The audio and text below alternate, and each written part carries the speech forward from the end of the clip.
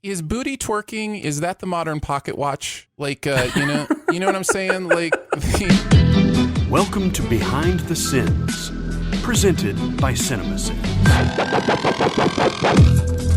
welcome to Behind the Sins, a weekly look at everything going on inside the world of CinemaSins. I'm Aaron Doiser. I'm Aaron Doiser. I'm Danae Hughes. I'm the Doice Man. Jonathan Watkins. We all hanging out in New Jersey this week for some reason. I don't even know You what's wanna going try on. that again? No, we're good. I'm Aaron Dicer, and I'm joined, as always, by Jonathan Watkins. Hello. And Danae Hughes. Still here. We write for CinemaSins, TV Sins, and do various other things inside the CinemaSins universe as well. Boy, Jonathan, you've had a vacation, man. You should be all like fresh and tan and ready to go. I'm not tan. I do not tan. I'm the palest person on the face of the earth, except my neck. My neck always tans very nicely. So I think Danae wants to have a pale off with you. I will throw down on that category. Very fair skinned. It almost sounded like when you said it, you meant like you had moral objections to tanning. It was like, No. tan.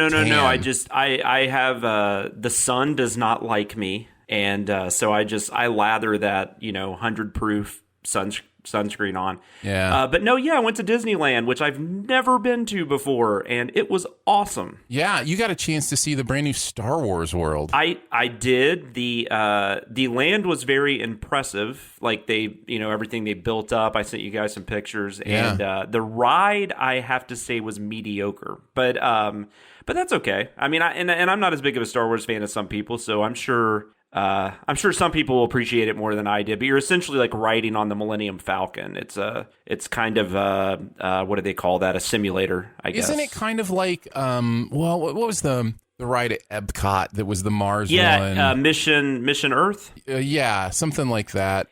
Where different people have different buttons they can push and that kind of stuff. It kind of combines that with like the Star Tours ride. They kind of get combined, and which I only got a chance to ride it once because the lines were very long and they were not offering fast passes yet for it. But I would like to ride it again just so I'm not as concentrated on pressing the buttons, because that bothers me when stuff's lighting up. So like I think I missed some stuff, and maybe next time I could actually pay more attention. But no, I had a good time. Definitely worth it if you're a fan of the Disney thing. Well, I know you sent me a picture of Radiator Springs, and I was in that heaven. was amazing. I actually liked that because I'm not a big Cars fan, but that was just amazing. Just every little detail.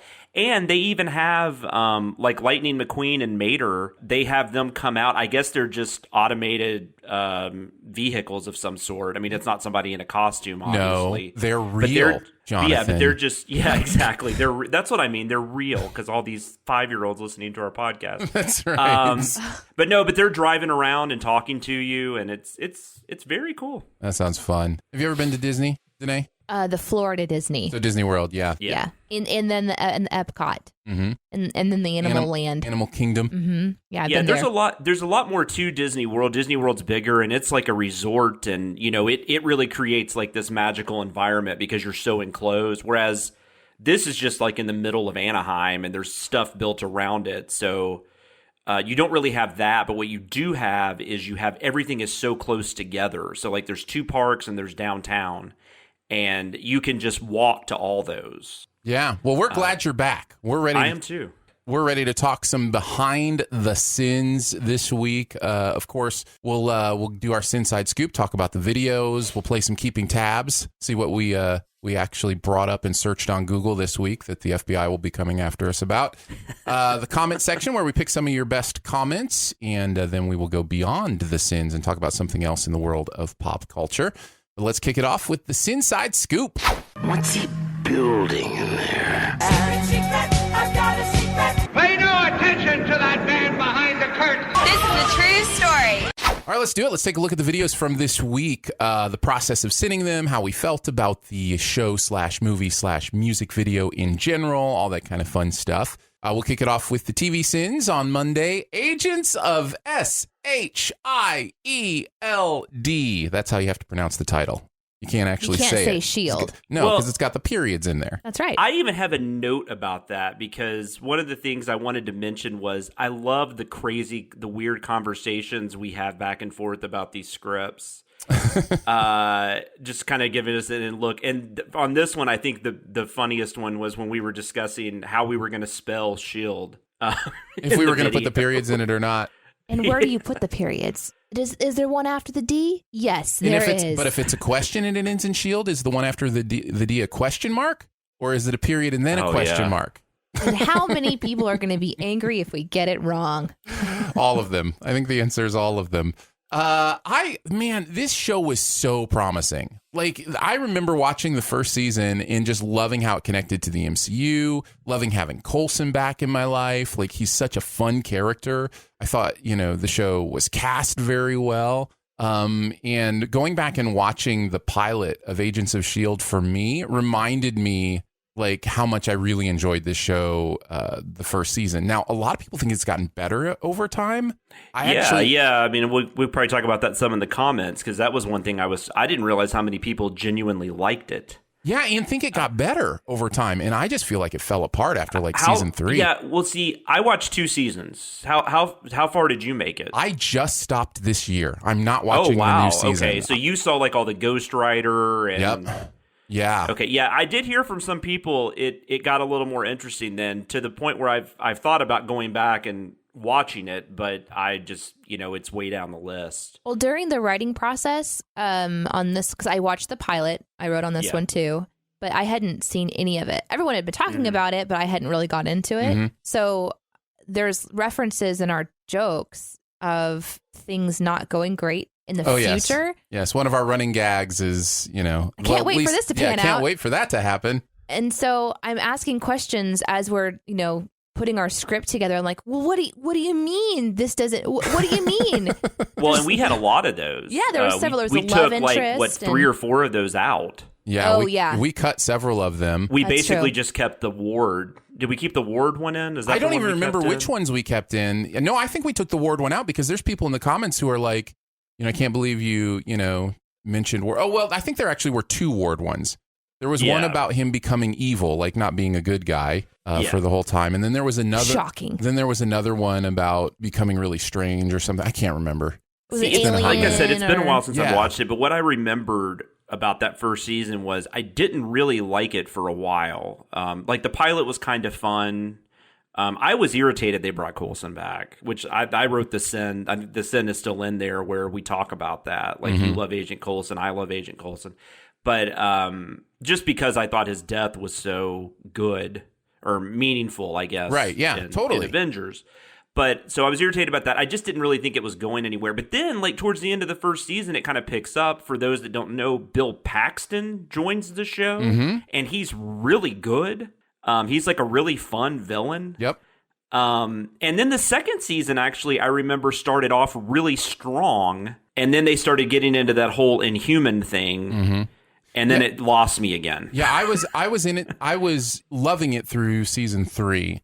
Okay. And then I slowly started to be like, oh, it's going to be one of those shows where they just do weirder and weirder, non-connected, sillier things. Yeah, because you said some stuff about when they bring Ward back. I had no idea that happened. That sounded insane. He comes back as a alien inhabited body and just people like this actor and we killed him off. What are we going to do with him now? Oh. But did people like him? I don't know. I mean, he's very, we make that jawline comment, and that's very much his character. I believe originally I called him Agent Butt Chin, but that got nixed. I think you did. I got a little sensitive about that. People who have cleft chins, it's one of those things you get teased about. I was like, are we? I literally meant it as a compliment. I thought having a butt chin was a compliment thing. I didn't mean, Yeah. So I've always seen it thrown around as an insult. If someone says that you have a butt on your face, I don't usually, people aren't always excited to hear that, but maybe in the Dicer that's a world. Fair point. No, that's a fair point. Your face looks like a butt. Yeah, no, I get it. I get it. We do think through those things, at least for a moment. The other thing that I just have to say about the show, it has become so completely centered around the love relationship between Fitz and Simmons. I didn't know that happened either. That was interesting when you brought that up. The whole show now is about their love that they every time they're going to be together, something else happens and the universe separates them. And then I hate that. And the only reason I hate it is because it's just so forced, right? Yeah. Like it's not realistic. That doesn't happen in real life. It happens in TV and movies. What was the show? Schitt's Creek. Yes, it's a good example. They do it right. They do it right. There's a way to do this where now they're just together, and that's great. And you can have the joy of them being together. And there's normal things in a relationship that are going to cause complications without there being like we can be together, we can't be together feel. It can just be like, is keeping us apart. Oh, your personality also rubs me the wrong way. I love you, but you're making me insane. And then having characters work through that kind of stuff and seeing people on the screen actually have those kinds of conversations.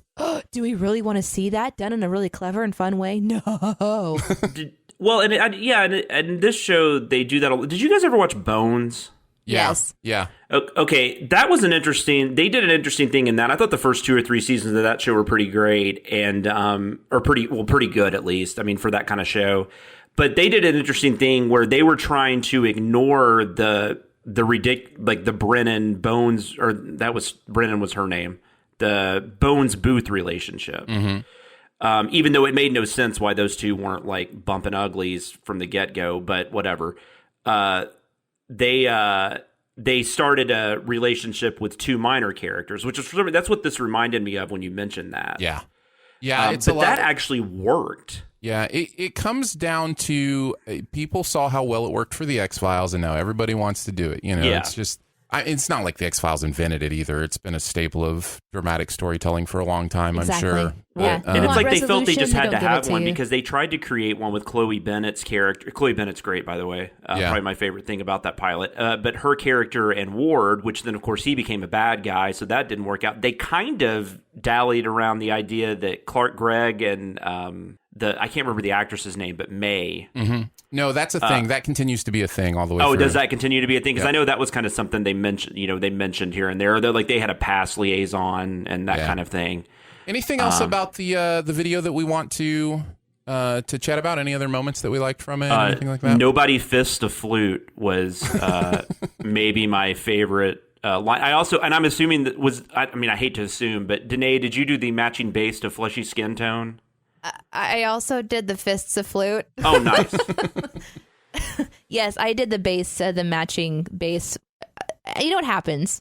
It happens if guys and girls wear makeup and then they are warm and then you don't put it all over I just would have never noticed that. I wouldn't have either. Oh, really? And I actually, I used to do I know Aaron's been on TV. I have as well. So like I've worn makeup. So I know how that can be, but it's just not something I noticed. I actually noticed on several characters that they were very mismatched in their makeup, and I thought, okay, I just don't want to go overboard here. But the Fist of Flute was great because I actually wrote a sin along the line, which we didn't put in, along the lines of why it's a good thing bad guys always drink wine because how would we get fingerprints? But then I didn't even think about that. Like, why do we get fingerprints off these damn not just glasses? a fingerprint. Because it's nobody holds a wine glass like that. Yeah. Yeah, I wrote basically the same sin that Danae wrote, just not as cleverly. I didn't have the Fist of Flute part in there, so I used hers instead because I was doing the combine on this one. Yeah, it's that one right there in particular that is one of those things where my dad is really proud of me for living my dreams and being a creative person and finding my way in the world, and I can never tell him what I do. That's the perfect joke example. He can never know. I'm sorry, Dad. I've got those jokes, but my parents will know because they listen to every single thing I do. Oh, so. And then who caught the license? I was mad I missed that, where she swipes the license but not the wallet. Oh, that was me. Oh, that was Danae. Oh, yeah. Well, Danae nailed this one, apparently. Because those were the 3 that, like, stood out to me. I always hate to mention my own stuff, so I try to stay away from it. Yeah, for the most part, I feel like, this is a good time to maybe talk about this with us even, but I think for the most part, what we will all tend towards is praising other people's stuff. And not our own. And then admitting our own mistakes. Yeah. Like, it's just the way we are. It's a safe way to go. This was the Shyamalan sin I wrote there, right? Was that this video? Yeah, no, that was great. I did like. I will praise myself for that. That was what I was like. I'm glad I'm happy for myself right now that I came up with that. This isn't a praise of me as much as it is a praise of the movie and how it connects. But the fact that there are 2 sneakers outtakes from the exact same scene. Oh yeah, and they're so perfect. Like the sneakers outtake literally mentions Tahiti. Like it's fascinating to me. And then we're the United States government. We don't do that sort of thing. It was just too perfect. And they're both right there. I love sneakers, but like that was a movie that I just had not forgotten about, but hadn't watched in a long time. And then, of course, you and Jeremy and Chris just love it. I think Barrett has grown to love it as well. Yeah, it's a great one. So we always get a lot of stuff from that well. All right, let's move on to Planes. This was a Dicer Scott joint. Jeremy and I wrote on this one. This, of course, is the non-Pixar movie from the world of cars. This was actually done by the production company that did Disney's straight-to-video. And Disney Tune. And I think it shows. Well, it was supposed to be straight-to-video. It was not supposed to get a theatrical release. That is true. That is true. It is trash. This movie is so bad. And it was so interesting to watch it with like we do with a fine tooth eyebrow. I don't know what you would say. No. I don't know how that works. No. Fine tooth eyebrow comb. Yes, exactly. It's just funny to watch it in detail and just go, man, what? Like, how do you even think this is okay? Like, there's so much.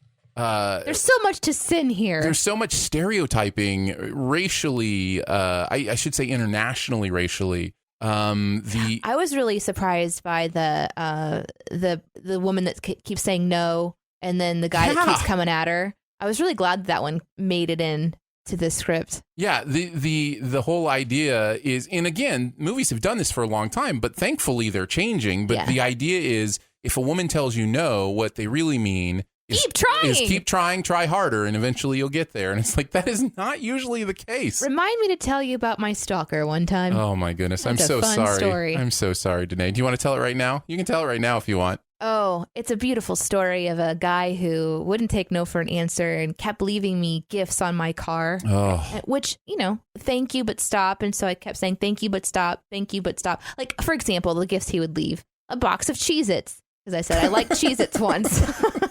Things like that. Anyway, there was this one day I think I was 15. And so I was working as a bus girl at this super fancy restaurant on, what is it? The holiday where people love each other and get engaged all the time. Valentine's Day? That's the one. Okay. This is one of the reasons I hate that particular holiday. Anyhow, I was off work. A whole bunch of people had gotten engaged that night. There's love in the air and da-da-da-da. And I open the door to go out to my car, and he's standing by my car with roses. Oh my God. And I was like, what is wrong with people? What am I going to do? So I went back inside and I waited for an hour, and I looked back out there and he was still there. Oh, no. So I walked out. I told my staff I'm like, guys, just don't let me leave without you seeing that I'm okay. I walked out and I was like, dude, what are you doing? He's like, I want to ask you out, and I think that we would be such a great couple. And I said, oh, okay. He's like, really? And he hands me the flowers. And I said, this is never going to happen. And I chucked the roses on the ground and pushed him. I physically pushed him away from my car and got in the car, locked my doors, and left. It's interesting you say that. And this is one of the most frustrating parts about culturally how this has been for women is the fact that now you're the bad guy, right? Now somebody can look at you and go, how could you crush that poor man's heart? Right. And it's like, if you don't crush his heart, he's never going away. To keep happening. And it's like, why is it not okay for me to just say no, and then you leave me alone? Right. Yeah. It's because of the movie Planes. That's why. Oh my God, yeah, probably. I think it does play into pop culture and this idea that, if something's not working out for you, you just keep trying a different angle and maybe it'll go that way. And maybe that works for like getting your dream job or something. But not that's what I was going to say. I mean, this whole don't take no for an answer. I think that definitely they still preach that with careers. But even then, I mean, sometimes like you've got to realize that this isn't a good career choice for you. And you got to move on. You'll see it in creative careers too, especially talent careers like singing, those kind of things. I remember I think rightly so, the talent shows have moved away from highlighting the horrible singers, and they're more highlighting the good stuff now. But there was I really loved the original seasons of American Idol, because you would see these people that were horrible, like they could not carry a tune, but they had been told by everybody in their life, pursue your dreams. If you try hard enough, you can do it. And they just did not believe these professional people who do this professionally, saying this is not a route for you. Find something you're good at and do that. Yeah. And they just would not believe it. And I think you're right. I think there is that element in our life where we do need to take no for an answer, by people we respect, people we trust. Right. And understand that. So that, wow, this is an interesting conversation to get out of planes.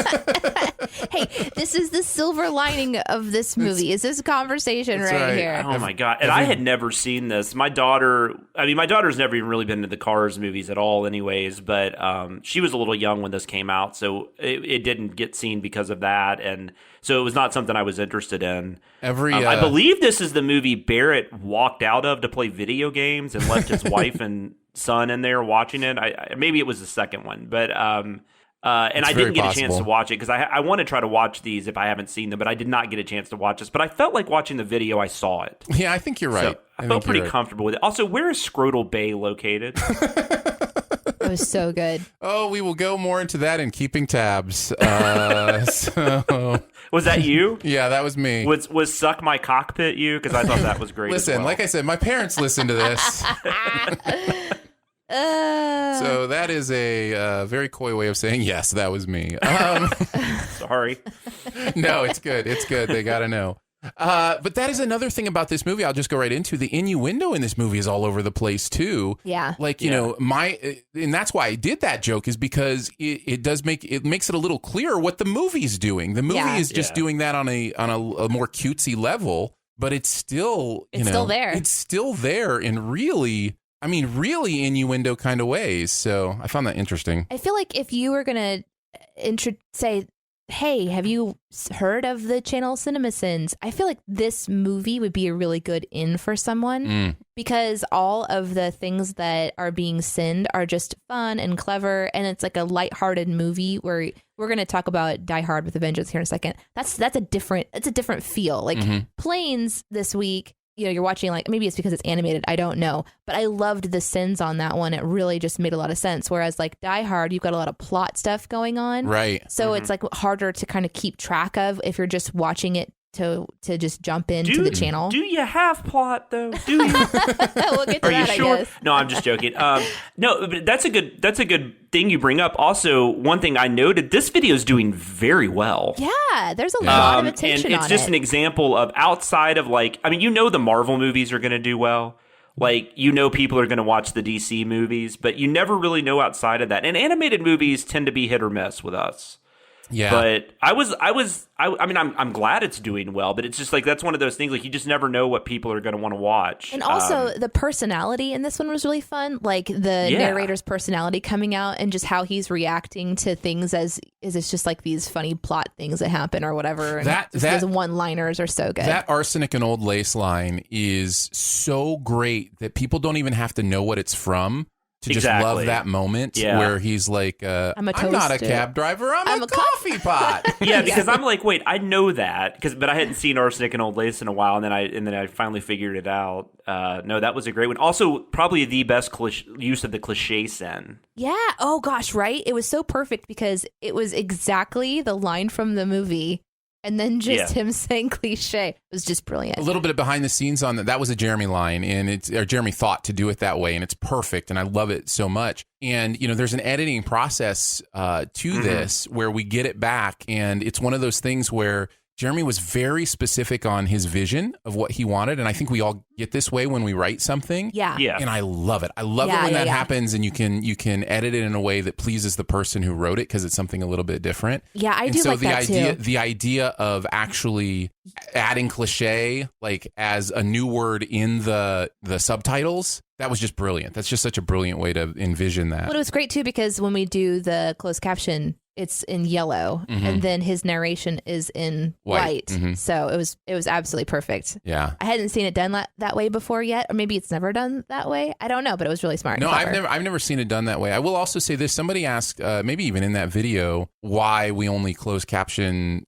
certain scenes. And basically that comes down to it's impossible to have the closed captions already in the file in a way that makes sense with what we're doing on the edit, which would mean we would have to listen to every line, type every single line in. Oh, interesting. Yeah. That kind of thing. And so when something's a little hard to understand, we'll go ahead and do it to make sure people understand what's being said. But if you can already understand it, it's just, the return on investment on typing out all the... Yeah, we go back and forth about that quite a bit too, because for the person that if you're fine tuning the edit and you've already seen it, like, what's being said. Like Chris will say that a lot. Like, I've seen this, I know what they're saying. I'm not sure people who haven't seen it will. Right. So that kind of becomes a question. But yeah, typically, if it's just something that we feel like somebody's going to miss, or if it relates directly to the sin. Yeah. The other thing about this movie is it's not a great way to tell a story either. There's so much bad storytelling in this movie too. I think specifically of the moment where he comes in sixth, like one out of the top 5 to get to go do the race. So he goes back home, and then they bring him the information that, of course, somebody was disqualified and he gets to race. That is a storytelling technique that is used so you get to see how a character handles loss, right? And they get to grow from that, and then they get the second chance to use what they've grown from. In this movie, it literally happens in the next scene. There isn't, like, it literally is, oh, you didn't make it. Oh, he's disqualified, you're in. It's like, there's no storytelling use to it. It doesn't make any sense. That's surprising, because one thing I was curious about the runtime, and this is 92 minutes, which, I mean, I guess that doesn't sound that long, but for a movie like this, I would think this would be like 80 minutes max. Yeah. So it's like you would think they would actually have time for scenes like that, but apparently I guess they used them on something else. Maybe if you cut the plane stalking, you can add some more left. Also, speaking of tabs, which I won't talk about this in the tab segment because this isn't something I worked on, but this is one of those where I looked up something while watching the video because I thought the Brazilian wax left a strip. So I was confused about that sin. I was like, wait, am I not understanding what a Brazilian wax is? And apparently I did not. Oh! Well, let's talk about that, because I've got some comments to read about that particular sin when we do that here in a little bit. All right, we'll get to that then. The only thing I would say about that is admit my own mistake. I forgot that planes have brakes. Okay, let's move on. There you go. But the propeller thing stands. Why weren't their propellers moving? Yes, that still stands. Yes, that still they should have been moving. All right, let's move on to Get Like Me. Is it Bad Baby? It is. It's supposed to be Bad Baby. What a stupid way to spell Bad Baby. Well, this is the, you guys know this is the Cash Me Outside girl, right? Yeah. Yeah. Okay. I was just making sure, because I mean, that was a few years ago. I mean, she's been doing this for like 3 years. It's amazing. She's made lots of money. I owe her one thing, which is in the very first video I officially wrote for CinemaSins, The Nut Job. I was coming up with pun names for the cashew stand, and one of them was Cashew Outside. How about that? And that was one of my highlights of my early CinemaSins career. So thank you for that. Other than that, I have an interesting. My connection to her is interesting. Not my connection, but this is the only one I've written. I'm sure Barrett has done this, but. And it had nothing to do with the script itself. It had to do with the context of the video. But Barrett had me write a script for one of her videos. This was pretty early on when I was working on MVS. And he had not watched it. And after he watched it, he just decided that the content was probably a little too dark for us to like be going in and sending. And it was a hard one for me to send. So that's like the only one I've written a script for that's never actually been made. Oh, interesting. Fascinating. Yeah. Well, what did we think of this music video? What did we think of this? Did I just start watching this channel at the wrong time? Or what do you mean? I will say this. She's gotten better. Like, I mean, and that's not good necessarily because this is terrible, but like she's improved somehow. Well, I think there is a sin in there about her actually having, some rap skills. Like she can flow. But... she actually well, in this one, she sounds like she has some rap skills, whereas in some of the early ones, not so much. I can't remember how many of these we've actually covered. I know we did like her first one. I feel like maybe this is the third, but it could only be the second. I don't know. We haven't done that many, but and I didn't bother to look it up. No, I watched something something like this and I genuinely go, how do people enjoy this? Like it's one of those things where it's so on the nose, stereotypical cliche rap, song about how great I am. And she's so young. Yeah. I mean, she's 16. She was 13. I mean, she's been, and I mean, just this, I mean, I don't mean to be that guy, but just the stuff she's saying. Yeah. And the context of what she's doing. And I don't know who this is for, like you're saying, Aaron, because I can't imagine. Come on, you know who this is for. This is for the dudes that want to see half-naked girls bounce around. Well, that's it. I mean, that has to be. I mean, that's the only thing. Except we live in the internet age. Like, yeah, you know what I'm saying? Like, this is not. If you are somebody who has an impure interest in watching something, but it still sells. Well, I guess, whoever is helping manage her is like, if you want to have attention, this is how you get it. Yeah. And that's true, but there's also other ways to get attention. And I think one of the jokes or one of the sins that was written was, let's hope that you like transcend a bit. Like, let's get you out into thinking about things that really matter in life and use your talents, in this way. But I think for me watching this, it's like she's being told, okay, we're going to have, a lot of color, a lot of butt, a lot of skin, and a lot of you just being foul and, adorable and cute and sexy. And then and you're going to say a whole bunch of foul mouth stuff and it's going to be great. Is booty twerking, is that the modern pocket watch? Like, you know what I'm saying? Like how when people would hypnotize, they'd use a pocket watch in front of you, like, I don't understand the booty twerking thing. Like, is it just supposed to make me go, and just like zone out? Like, it's what it does to me. Wow, look at that go. Yeah, like, what is that? Anything else to say about Bad Baby or I love it's kind of similar in the vein of your Duffer Brothers conversation last week. I love the running gag that Barrett's kept going of not pronouncing her name correctly, like the narrator. And I'm pretty sure that's happened in the past stuff we've done with her. That's great. I can trick myself into thinking that the music industry is going to some good places, and then you watch that. Then I watch music video sins. I think Aaron, you and I are really similar in that way, and I think I could hear that from you too, Jonathan. It's just I was like, okay, well, I mean, I know something I watched. I know more than I guess most people my age, just because I've written for this channel a lot, right. And then also my daughter. I mean, she doesn't listen to Bad Baby, but like I know, she listens to a lot of like Ariana Grande and Nicki Minaj and Cardi B and just whoever. So Shawn Mendes, right? And so I mean, I know a lot of it because of that. Which Danae, you'll get to know current pop music. No. Did you miss the part in previous episodes where my child isn't leaving the house? Oh, that's right. I forgot about that. Yeah. But so she's not cool. listening to the radio. Well, I guess nobody listens to radio anymore. No. It's all. She's not listening to Spotify. Specific. No, none of that. Her child right now is in the phase where she will video call me at random times during the day because she wants to ask me about. Oh, that is great. She wants to ask me about Wally and Eva because I was the first one to show her Wally. My daughter, we just hooked up and we just got her an account on an old iPhone of ours that was still working. And my wife works in pediatric orthopedics and prosthetics. My daughter wanted a orthopedic boot just to kind of play around with. And I found out the other day she was texting these pictures of her in the boot to my sisters. Awesome. And so they're like, what happened to your daughter? Like, what happened to our niece? And I'm like, what are you talking about? And then I was like, she was just doing it upstairs, right? They're like, she's texting pictures of her booty to us, and we don't know what's going on. What kind of a parent are you? Let's move on to Die Hard with a Vengeance. Yes. This is a classic Atkinson Scott joint. Chris and Jeremy going together on this one. I was so sad I didn't get to work on this.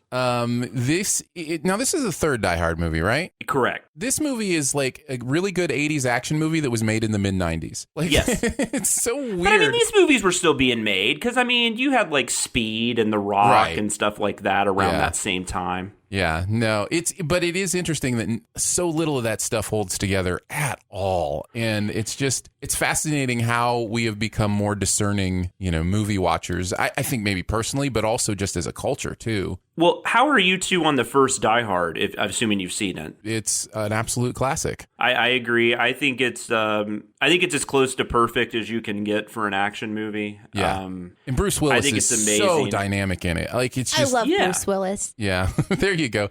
Danae, she says that to pretend maybe she saw the movie.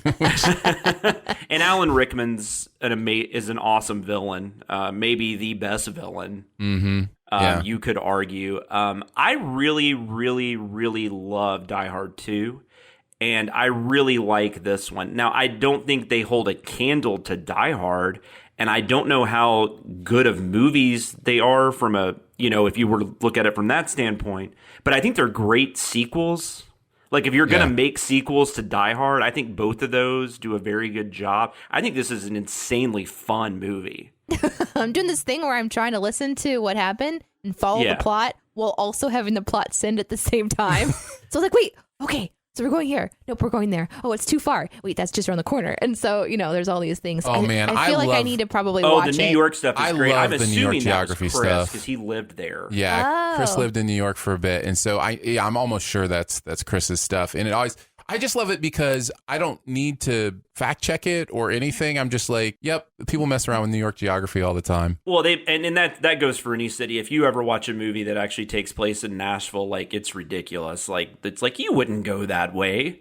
Right. So I think it's just like anything else.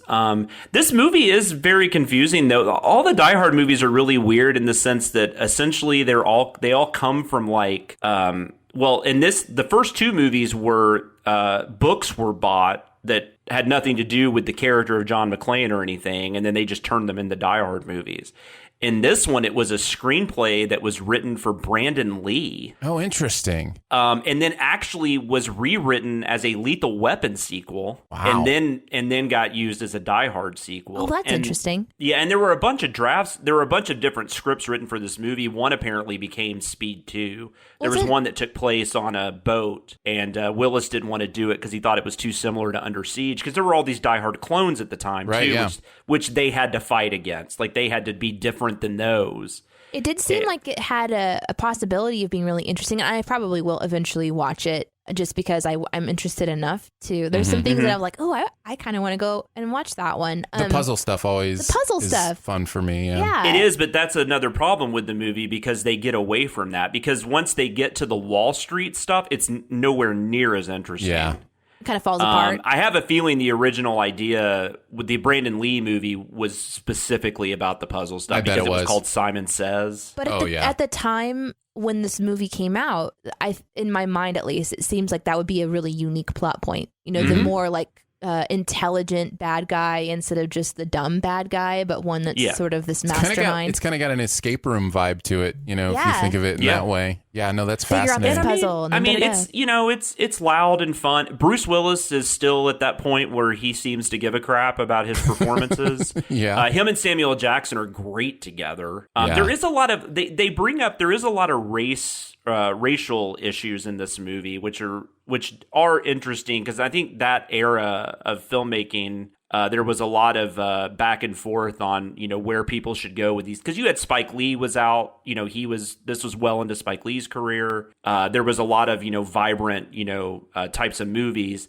that dealt with race, and so I guess they just felt they had to kind of bring it into this because you had a white guy and a black guy and all that kind of stuff, but it doesn't work, and it's just weird. I think it's like the 90s attempt to talk about race in a funny and interesting way without going into deeper conversations. So it is fascinating to see the N-word thrown around even inside of a movie, even though honestly, I understand that word is thrown around, unfortunately, but now it's so much more, our approach to that word is so much more muted, and understandably so, and I get that, but it's interesting watching an old movie like that, and just there it is on a sign, and you would never have the Harlem scene, right? No. In a Die Hard movie made today, and I legit love that scene. I think that scene's pretty interesting, and I do agree with the Sins though, where there's no way he'd still be alive by the time Samuel L. Jackson got to him. Right. Yeah. But it kind of plays up in the whole thing, and you could totally see Jeremy Irons' character doing that to him. Jeremy Irons is so good. His voice. The Sins video mentions it, but his voice is just the best. Another thing I noticed, this is a little bit behind the sins, since we're that's what we're called here. I noticed that the Ha Police wasn't on this video. This is a moniker that I have taken on myself during the notes process when we're looking at the videos to see if everything matches up. I am the Ha Police. In other words, if Jeremy laughs, I count the ha's and make sure the text number matches up with the number of ha's. Chris coined that, right? I think it was. Chris called you the Ha Police? The Ha Police. Yeah, he said one time he caught something, and it might have been something Aaron was working on. I don't remember, but he just said, "Take that, Ha Police." I remember. Yeah, something like that. It was very funny. During Sins Week, you need to be wearing a badge that says Ha Police. That's right. I'll pull it out just in case. I also love the cosmic skip. I love the fun things we're doing with the audio on the skips. I think that's really fun. Mm-hmm. Our logo, you guys talked about the logo. I know Barrett was bringing up how they're playing around with the logos. Mm-hmm. Because just to make sure that stays fresh and it's not just, like just 30 seconds logos. They do a great job with that in this, I noticed, when they do the adjust for inflation. The inflation, yeah. Yeah, I thought that great. was excellent. My favorite line in the whole thing is one that can easily be missed, and probably why it's my favorite. I love subtle jokes like this. But at one point he goes, check out the big eyesight on Zeus. And it's a direct reference, of course, to the Pulp Fiction. Check out the big brain on Brett, or Brett, or whichever one he actually says. But that made me smile. I love that kind of stuff where it's like, an obvious reference. It's kind of the coffee pot thing in a different way, right? Like it's a quote from another movie that you may or may not catch, but you get that there's something silly or interesting there. That's why I'm worried about being fired soon. Wait, because you don't catch those? I don't catch them. I don't think about them. And I was also glad they jumped on all that stuff about the aspirin bottle at the end. That is always, for some reason, that's always been one of those ex machinas that has bugged me more than just about any movie. Mm-hmm. Is how he discovers the hideout from the aspirin bottle he just randomly gets from the villain. Yeah. It's the most ridiculous thing. And that is some lazy screenwriting right there. Yeah. It has to be. That is the week that we saw in the Sins video. So let's move on to keeping tabs. The internet is a communications tool used the world over where people can come together to bitch about movies and share pornography with one another. Ha ha! Oh, jeez. This is the most public yet of my many humiliations. We're going to pick a couple tabs that we remember having open during researching for Sins that maybe are funny, embarrassing, WTF, whatever the case may be. What do you think, Jonathan? What do you got? I only did Agents of S.H.I.E.L.D. last week, so I just had a couple from there. Nothing too exciting, but I did look up, is April ever abbreviated ARP? That's such a weird typo. That was such a good because there's so much information on her name tag. Yeah. And then somehow somebody didn't catch they did ARP. So I just looked it up just out of curiosity because I'm like, well, maybe that's a thing. Like, maybe that's something I'm not aware of. I didn't know what a Brazilian wax was, apparently. So. We learn new things every day. But it's not a thing. That was definitely that was an error. Yeah, it's one of those things. Danae, you mentioned it's a good catch, but there's something you learn pretty quickly when you're writing Sins is to pause when there's lots of information going on, because especially if it's quick, they will miss stuff. And so it's just kind of one of those things that when they flash that up there, I knew immediately I needed to freeze. And I think that was even on the, not that there's like a list of rules or anything, but I remember Chris mentioning that at some point. I don't know if it was in an email or what, but I remember early on in the process, he was like, look at words on screen, look at any documents and newspapers. And I definitely paused on that screen because I thought that the QR code didn't change, but it's just because of the split second that I paused it and then it changed over. And I was looking over it, I just missed it. So that's why I said good catch, because I had my eyeballs on it too. Yeah. Thank you. Yeah. Danae? The only thing that I kept track of that I looked at during this one was if patting somebody on the butt is considered sexual assault or sexual harassment. And the difference between the two. And is there a moment? Yeah, there's a moment in Agents of S.H.I.E.L.D., right? Yeah. Yeah, it's in the video. Yeah, that was great. What's it? The guy, it's the agent. Fitz or whatever his name is. He pats Ward on the butt. Yeah. Yeah. So it's a dude butt pat, which apparently is bro behavior. and it is in sports. I don't understand it, but yeah, if you watch like baseball, football, and that happens constantly. Yeah, it's like a good game. And coaches do it. Like And I mean, that is a good point to bring up. Like you could probably have a case right there. If like your boss is just hitting you on the ass. If it was a sports show, I don't think I would have thought about it too much because it is so much a part of that culture.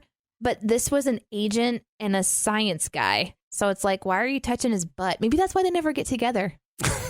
He's actually gay, and that's okay. Yeah, I played basketball quite a bit, and it was something that guys did. I never did. Yeah, I'm the same way. I played baseball. Yeah, I don't think I've ever touched a dude's I'd be afraid that I would get the pat wrong. Like I'd linger too, like I just wouldn't do it right. Well, you don't grip. There's no grip there's to no it. Fingers. I'm just more of a pound it or high five, pat you on the back. Yeah, that was I would just much more more my. likely That was do a more high my. I'd much thing. more likely hug. I'd give a hug. Yeah, for sure. Like before I'd go for the butt tap. You just do a hug and you grab the butt from, behind. Oh, no. That's That even is worse. even worse. Okay, just making sure. This is why you don't have any friends. I'm kidding. That was a bad joke. I didn't pull any up for Agents of S.H.I.E.L.D. because I knew that was one you guys would have to work off of. And since I did planes, I pulled all mine from planes. Yes, I did do a search for if there were islands that were actually shaped like people, because if you're gonna make the crack about the Cars universe, I mean the mountains look like cars, the clouds look like planes. Like I don't understand that. That doesn't make sense to me. So I did a little bit of research on that. It is an animated Everything movie. about the Cars universe doesn't make sense. I think you even talked about that on Sif Pop when Cars 3 came out. I think I remember you and Andrew having a conversation about like you just can't think about it. No, you can't. It all you just got to go with it very quickly. They have baby cars. It is what it is. The amount of this bothers you so much. It's super entertaining to see. Oh, it's hilarious to sin. And in that planes video, there are several moments where it's like, why do they have emergency exits on the planes? What kind of nightmare world is this? What is inside them? Like, there are windows. Well, it's like I've always just assumed like they killed all the people. Right. Like, I just always assumed this was like way in the future. Like people have just been eradicated. Must be. There is that line in Planes where they say, something about something being built in, such time. It's like, you're built? This is new information. Who built you? Like, anyways, this world. But no, there aren't really islands shaped like full human beings. Although, as the comments were very glad to point out to me, Florida is America's penis. That's true. So that was very kind of them to point that out. I was always taught it was a peg leg. Good, it's probably from the PG universe. Yeah. Better to go that route. Then I also had a tab open that basically I just Googled what are the 7 continents. I know I should know that. I would have had to to make sure. Just wanted to make sure. And that was for the sin where they, for whatever reason, didn't list Europe on the map. What did you call it? The globes. Oh, Antarctica? Yeah. I always call it America's ice hole. Yeah. That was good. And then I also Googled. Sorry, I'm such a child. No, listen. If you have a globe, next time you're holding a globe, turn it over and look at Antarctica. You'll never have the same perspective again. Oh, I need more sleep. And then I also Googled movies with orgies. Because I wanted to come up with a pun for at the end where it looks like all the cars are convulsing in pleasure instead of what it's supposed to look like is a celebration. Well, how do they clap? Open their doors and slam them, I guess. Right, exactly. So what was the number one movie? Do you remember? Yeah, it was Eyes Wide Shut. Yeah, that makes sense. Number one. So originally, Danae is laughing so hard right now. What has got you tickled? I'm just thinking about your mom listening to the podcast. I don't even know if my mom knows like what a podcast is, and I'm gonna keep it that way. Go on, Aaron. No, let me talk about orgies some more. So I had the debate, and I eventually left it up to Jeremy if we were going to go with Trunks Wide Shut or if we were going to go with Flies Wide Shut. Nice. But we went with Trunks. We thought that was simpler. So I like that actually. That plays better. All right, so there you go. Let's move on, shall we? Let's go to the comments section. I want to know what you're thinking. I appreciate your honesty. You're a real straight shooter. You are the ones who are the ball lickers. We're each going to pick a comment or two to respond to from the week's videos. We can include general feedback here as well if you want to send us an email. or hit us up on Twitter, you can do that. I'll go first this time since I went last time. This comes from Immortal Trickster 172. And then this is from the Plains video. Writer, hey, remember how Cars did great? Director, yeah. Writer, so what if we did Cars? Director, writer, but with planes. Director, sounds perfect. Writer, but everything is exactly the same. Director, get Dane Cook on the phone. I just thought that was so perfect. What do you got, Danae? I will also stick with planes because there was quite a few really good ones on there. This was from Tiger Con 5. One of these days, I'm expecting him to open a video like, this exists plus 100 sins. And then Rudy Smith responds, when you realize that this movie exists was the very first sin he ever counted back in Everything Wrong with the Amazing Spider-Man. Yeah. I loved this thread chain in general because sometimes whenever you get in the comments and then there's all these different comments on someone, I love the community that kind of bubbles up. And this one was fun because obviously there's some super fans that know this kind of... Well, this movie exists is a very special sin to the CinemaSins universe, and it is held closely and only used in very specific situations. Whoa. You have to get permission from everybody to use a this movie exists in. I think it's only happened like 3 or 4 times. Yeah, Barrett did it on one we worked on not that long ago. I cannot remember for the life of me what it was, though. And I remember he put like in a parentheses, like, yeah, I'm doing this. We're pulling out the big guns. Barrett's scripts are always very fun to read because he always puts stuff in parentheses. What's fun? You mentioned that. What's fun is it's interesting to see the different ways people stretch the format. And everybody kind of has their different way to do that. And that's kind of been a fun process of learning what, kind of how it works and what goes on. Yeah. What do you got, Jonathan? Well, one thing we kind of already touched on, but there was a number of comments about people that really like Agents of S.H.I.E.L.D. And I just had no idea. So, but I guess I don't. So I copied a couple of those, but we kind of already discussed that. But yeah, there was a lot of that, which was really interesting. And nobody was like saying, anything bad or negative about the video. They were just, kind of the opinion, like, you should definitely give this show a chance because it gets way better.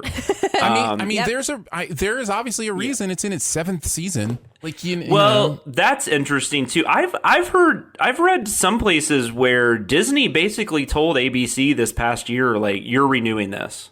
I get the impression that maybe ABC was going to cancel it, and Disney was like, no. Interesting. Yeah. Can you imagine having that kind of power? Well, Disney is the parent, ABC is the child, so so I don't know how much truth is in that.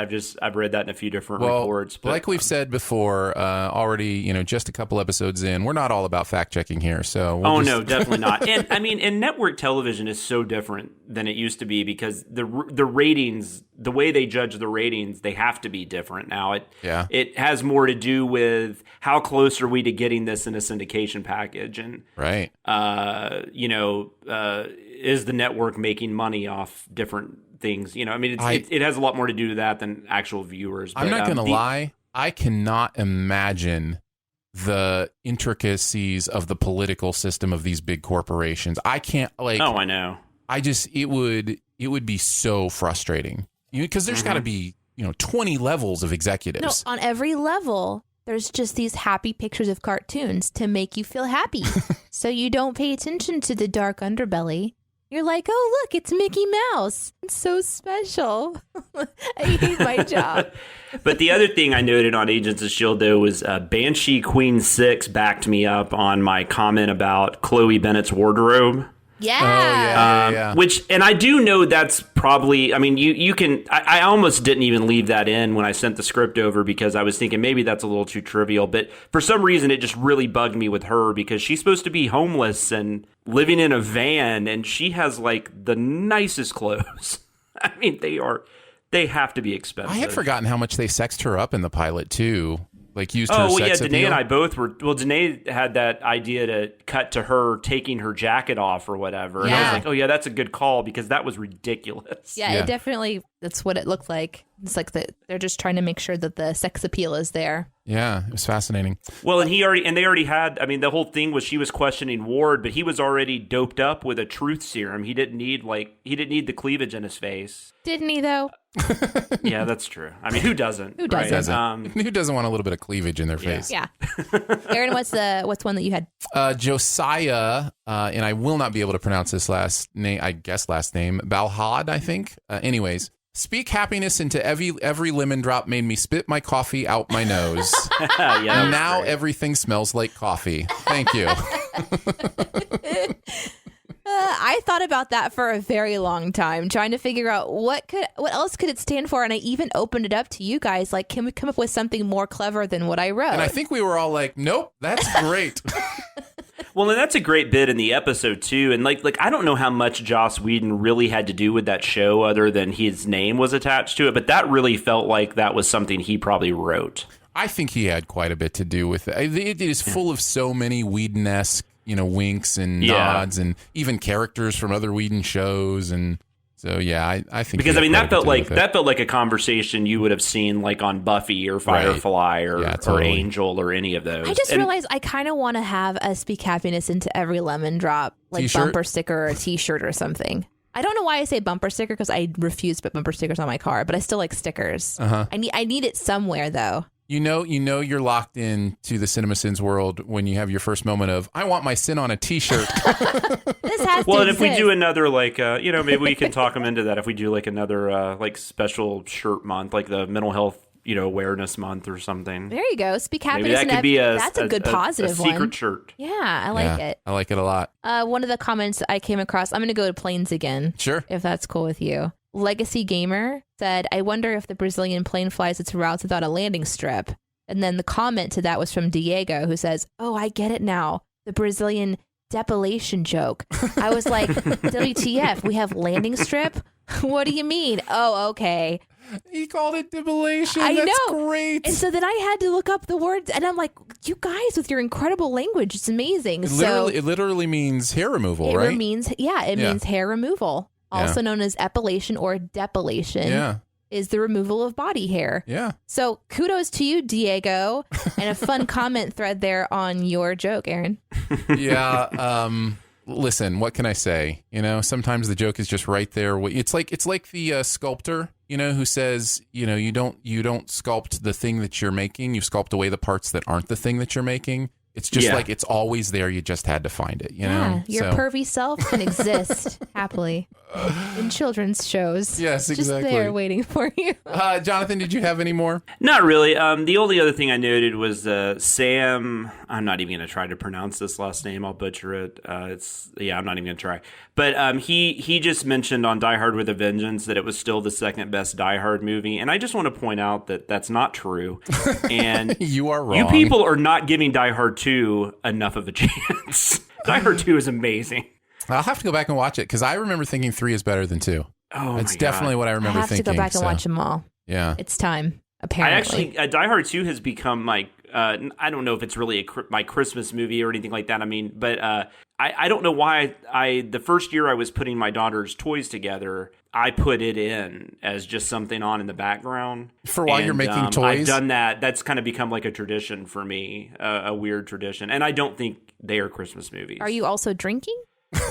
No, you don't have to answer that seriously. No, do you have any more, Aaron? I can't put stuff together sober, so drinking would be a bad idea. I have 3 more comments. How do you not have any more comments? Well, lay them on. I just picked a couple. I wasn't. Okay. Yeah. Well, the comment stuff I love because great. I love people. Then you can be our go-to comment person. That's me. Yeah, for sure. So on S.H.I.E.L.D., Elizabeth White says, "Is she a show car? Made me laugh so hard I missed the next 2 lines. I feel sorry for the young whippersnappers that don't get why it's hilarious." Which was great delivery by Jeremy. Great job, Jeremy. Mm-hmm. And then the other ones that I mentioned were on Die Hard, so we'll finish with that. On Die Hard, Twisted Clover says, "Oh my God, you finally did it. I've been waiting for you to send my favorite Die Hard movie since you did the great first one. Thank you." Which I love because this is clearly somebody who's okay with us sending what they love. Yeah. You get it. You get it, Twisted Clover.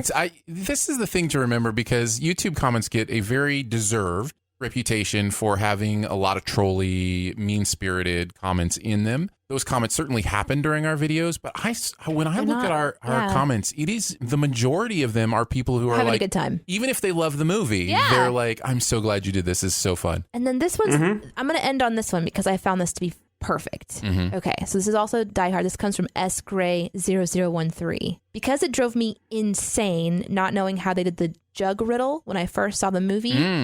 And then there's 4 steps to get this riddle. So just in case. No, it's a very popular riddle. It's a classic. You fill the 5-gallon jug to the top, and then you pour it into the 3-gallon jug until it's full. That leaves 2 gallons in the 5-gallon jug. And then you empty the 3-gallon jug, and you pour out exactly 2 gallons. Now it has exactly 1 gallon of empty space. Then you fill the 5-gallon jug all the way up, pour it into the 3-gallon until it's full. 5 gallons minus 1 gallon is exactly 4 gallons. Now, I didn't see this movie, so I have no idea what this is talking about. But this reminds me of those things where it's like, okay, so you've got 5 people on one side of the water, and then you want to get to the other, you've got one canoe. It's the fox, the cabbage, and the rabbit. Yep. It's they're the classic riddles. As my wife will tell you, though, I'm not a math person. Me either. And I've seen that scene so many times. I still, even with you explaining it, I'm sure that's right, but it doesn't make sense to me. So I'm with you. That bomb would go off if I was there. I've read this 4 times now, and I still get very confused about why you would empty a 3-gallon jug and pour exactly 2 gallons into. Like, I don't get it. Why would you do that? Well, because you need the rest of it to only take 1 gallon, so that you've got 4 left in the 5-gallon. So you need the 3-gallon to have 2 gallons. Okay. So that when you pour it to the brim, you've used 1 gallon. So you'll know you've used 1 gallon from the 5 gallons, and there's 4 gallons in there. It happened again. I just stopped listening. I space out. But I wanted to highlight your intellect. If you ever have to defuse a bomb using what are we talking about? Fine, call me. That's fine. I love puzzles. Call the math people. I would love to do that for you. Very nice. We love your comments so much. You can hit us up at behindthesinspod@gmail.com, or you can hit us on Twitter as well. If you want to ask us questions directly, you can do that too. Let's move beyond the sins. To infinity and beyond. Somewhere beyond my wild history.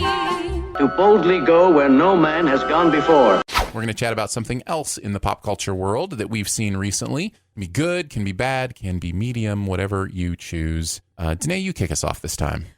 So because I don't like watching things that I always just go to apps, and technically I watch them. So is that can I talk about app games? Sure, apps are pop culture. I just started getting hooked on one called AFK Arena. Okay. AFK, away from keyboard. I've seen the ad for that game so many times. Yeah, it's everywhere right now. Yeah. So that's why I got it. It was an ad. I was like, all right, I'm going to try this thing. So advertising works. So this is one of those games where you have like a little charging party and you get to like equip them with gear and upgrade their gear.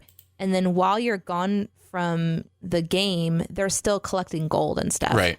But there's also daily quests, weekly quests, stuff like that. So if you're driven by quests that you want to do every day that you can just log on and do quickly and then upgrade your stuff, it's kind of fun. It's really pretty, and it's easy to navigate because they kind of walk you through where to go for the different things. They add stuff slowly, so you don't get to do all of the features all at once. I'm playing another one right now that is all of the features all at once. It's really confusing and infuriating, so I won't talk about that one. But AFK is not too bad.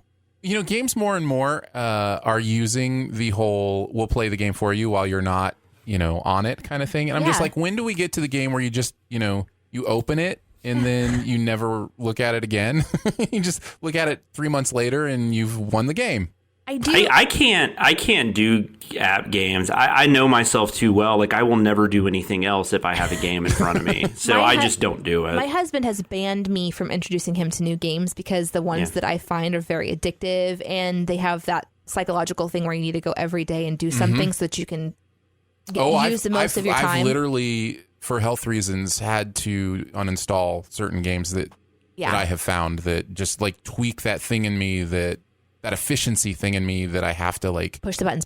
Like I have to do it the best it can be done, and I have to get the most coins. And, this is sort of like that, but it's not as bad. I don't know that I would recommend it for you, Aaron. What's but perfect for me is a game where you aim a ball at bricks and you break them? and you break the bricks. And then when I'm done breaking bricks, I can go do other stuff. Anyway, it's really, really pretty and well done, and I don't find it terribly annoying yet. If you're an app gamer like me, you might enjoy it. It's called AFK Arena. And I don't have any special code to tell you where you can, like, you know, join my team or whatever. I guess I could tell you I'm in a clan if you want to find me. You need to find games. Me. You need to find games that you get like promotional credit for or something. I mean, if you're going to be talking about them, you might as well benefit. 3 people who love app gaming like I do. Right. I think it's more than 3 people. I'm quickly becoming like the D&D app game girl, which I'm actually really enjoying. By the way, shout out to my fellow D&D people that listen to the podcast. Yeah, Thank you for finding me. Yeah. Some really cool podcasts have been suggested to me, and I have started listening, so thanks. What do you got, Jonathan? I was kind of torn because I don't know how not to talk about Midsommar.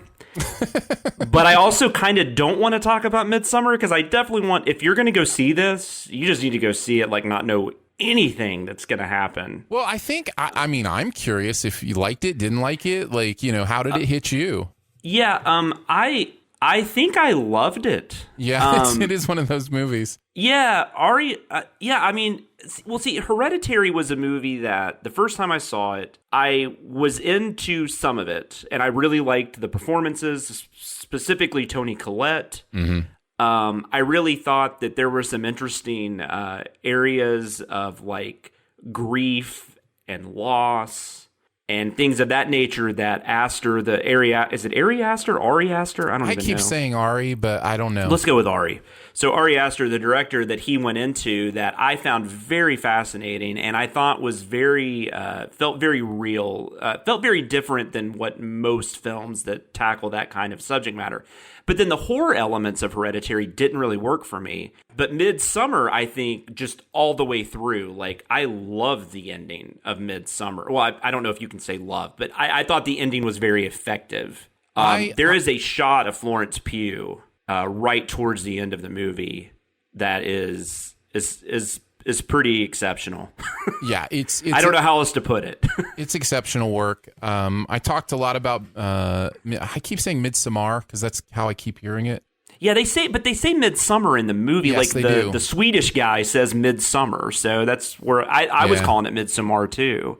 Whatever it's called. Yeah. I am the only nice thing you will ever hear me say about Hereditary is Toni Collette's performance is astounding. Yeah, I know you weren't a fan of it. I did not like that movie at all. I did not lock into it metaphorically. I think story-wise, it didn't make much sense to me, especially the end. I get what I think it's trying to say on a literal storytelling level, and it just didn't work for me at all. Yeah. Midsommar is different in almost every way for me. And it's fascinating because it's an even more grotesque movie than, you know, Hereditary was.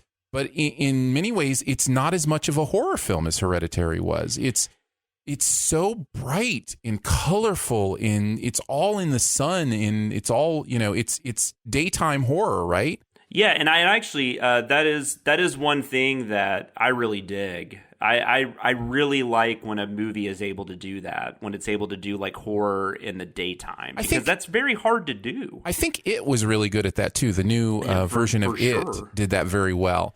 And there is something about that is bolder and much more interesting to me because you really have to believe what you're doing. You don't get to hide it in the shadows and the corners and, you know, that kind of thing. So I was really impressed with it. I think anytime I ever mention this movie, I will always mention Ari Aster loves to paint with the most graphic paintbrushes in the toolbox, you know, like he is. He does. Yeah. I will say this about this movie. This kind of reminded me, this is a weird comparison. And like I said, I don't want to give anything away about this. So it's nothing like this movie story-wise or anything like that. But The Exorcist is an interesting movie in that I love The Exorcist. I think The Exorcist is one of the best movies, horror movies, whatever you want to say. And it's probably the most terrifying movie for me. But what most people, and I hear a lot of people that watch it now and say, I don't get why people find it that scary, because I think what most people assume is that what I'm finding scary or what people that love it find scary is the gross out stuff.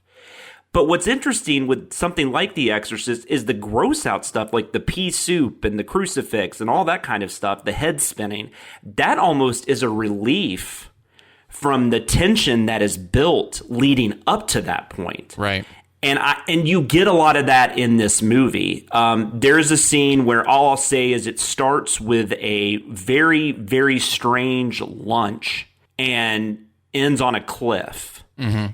And you know something's going to happen. And I mean, I was uncomfortable because I'm just like, what? Because, you know, like, what is going to happen here? And then when what does happen finally happens, it's disturbing, but in a weird way, it's also kind of relieving because it's over. Well, and what the movie is indicating in that scene and in several others with the metaphor on trauma and the metaphor on relationships and those kind of things is, I don't know, I haven't felt this attached to a movie's metaphor since Mother. No, that's a good comparison too. I agree. And Mother is another movie where people would watch it and go, why is it so graphic? And, you know, I mean, and I'm just like, well, because there's a metaphorical nature to what's going on here that at least the director feels like is going to have the most impact if it's felt in this way. I don't know that I can recommend necessarily either of those movies to everybody. I certainly know, Danae, you should never see either one of those movies. Yeah,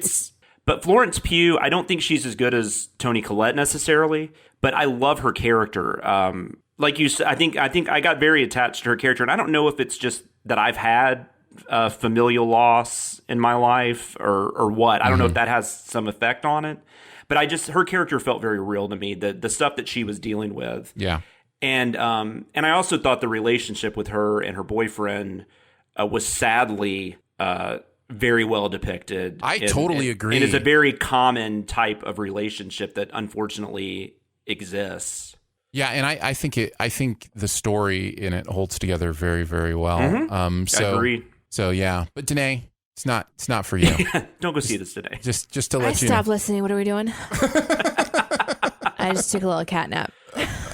All right, my Beyond the Sins is the new season of Legion is going on, and I don't know that I've ever had this big of a turnaround on a show. I'm sure there is, but I was so confused during the first season of Legion, and I didn't think the show did a good job at really helping you understand these characters. This, of course, comes from the X-Men universe.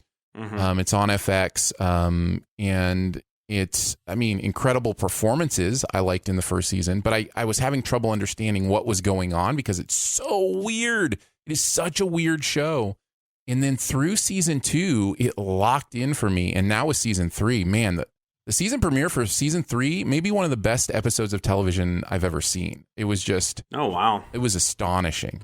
I've got to go back to this. I watched like the first 3 episodes of the first season and then just for whatever reason never got back into it. I didn't dislike it. I don't know what it might have been, like what you're saying. I just couldn't figure out what was going on and just didn't care. Aubrey Plaza is just so great in this show. Gene Smart's great in this show. But beyond that, the artistic stuff that's going on in the show is beyond anything on television. Like the way it's using visuals is just mind-bending and beautiful, and the thought experiments that it's doing, I just find absolutely fascinating. It was funny. It was funny because I watched the first episode of this season, and then the title card at the end came up for directed by, and it was directed by Andrew Stanton, and I was like, "Oh wow."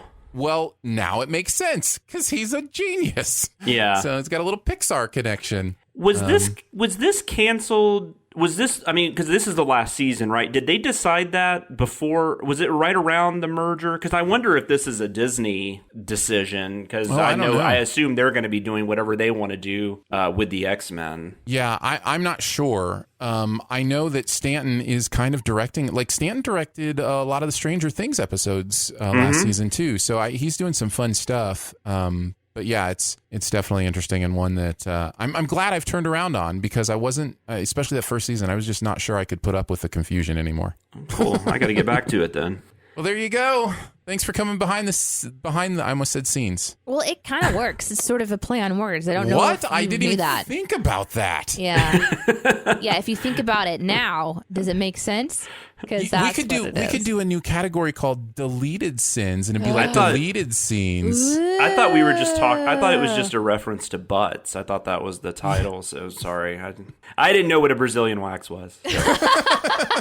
It's okay. I think we've made that clear. That's going to do it for Behind the Sins for this week. Don't forget to make sure you are subscribed to the podcast wherever you listen, and go ahead and leave a comment and throw some stars at us as well. You can hang out with us on Twitter. I'm at Aaron Dicer. Danae is at Danae Says, and Jonathan is at Sam Loomis 13 on Twitter. So for Jonathan Watkins, Danae Hughes, and myself, we will see you next week.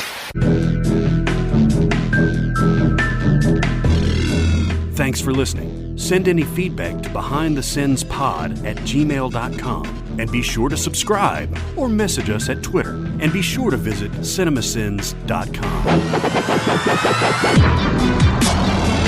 1 2 1 2 check. Semblance. Ha, ha, ha. Maybe the first time I've ever called you John. Is that something that ever happens, or do people always go with the full 3 syllables? Most of the time, strangers, like when I just introduce myself as Jonathan, they'll repeat it back as John, and I'll be like, that's not what I just fucking said. Yeah. Why would you assume that when someone says my name is Jennifer that you can be like, oh cool, nice to meet you, Jen? Like why would you do that? And John is like its own name. Like people are called John. And how did Richard become Dick? I don't understand that one. At the core of it, it's somebody assuming they know better than you. Well, I introduce myself as Aaron, and people just be like, hey, Ike. No, they don't. What? Ike? How is Ike Aaron? What am I missing? I'm just kidding. No, it's... Did you just make that up 100? Yeah, just 100 made that up. So my maiden name is 10 letters long in German. Mm-hmm. Nobody ever got it right. Never pronounced correctly. Ever, ever, ever. So I was very excited to marry someone with the last name that was simple. And so Hughes is very simple. And the first time I got a call from like a solicitor, asked for Deanie Hughees. And I was so mad because I was like, how do you mess up Hughes? My stepfather's last name is Venable. A lot of people say Venable, but I was home one time and some solicitor called and asked if Mr. or Mrs. Venable was there. So that has stuck because that is hilarious. That's absolutely terrible. Terrible. Thank you. I'll be here all week. Is the accent, is that on like every spelling of Danae, or is that specific to yours? Or my mom was told to name me Danae by a friend. Someone said, name her Danae. And they're like, oh, that's great. But she's not French. She didn't know where to put the asante goose. So she stuck it on the last E. So is it supposed to be on the second to the last E? Yeah, technically it's supposed to be the second to last E, but that's fine. So if we do deleted sins, I would do one like on S.H.I.E.L.D. where the entire back wall was reversed. And we cut it because we couldn't tell if maybe it was because of a mirror. But I went back and watched it like 3 times. I'm like, it's not a mirror. I'm pretty sure. I'm almost 100%.